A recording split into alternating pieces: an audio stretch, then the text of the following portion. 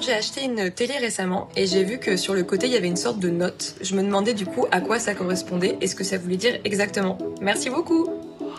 À partir de 2025, l'indice de durabilité remplacera l'indice de réparabilité pour les téléviseurs et les lave-linges. Il va peu à peu s'étendre aux autres équipements électriques et électroniques. Cette note fournit au consommateur une information sur le caractère plus ou moins durable de son appareil.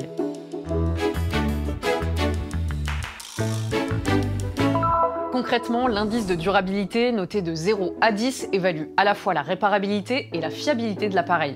Il tient également compte de la disponibilité et du coût des pièces détachées, de la facilité de démontage pour la réparation, ainsi que de la résistance à l'usure et de la facilité d'entretien.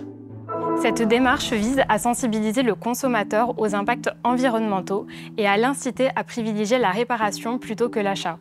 Elle encourage des choix orientés vers des produits fiables permettant de réduire les déchets électroniques.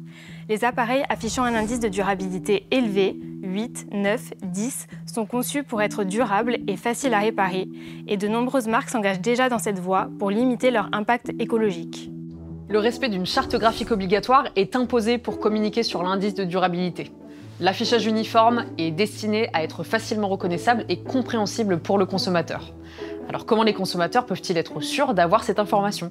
La note de l'indice doit être affichée à proximité du prix au moment de l'acte d'achat, de manière visible, lisible et aisément accessible. En magasin, le pictogramme est affiché en rayon et pour la vente en ligne, il doit être affiché sur toutes les pages permettant l'achat, sans nécessité pour le consommateur d'effectuer des recherches spécifiques. En résumé, cet indice permet d'orienter le choix des consommateurs vers des produits de meilleure qualité.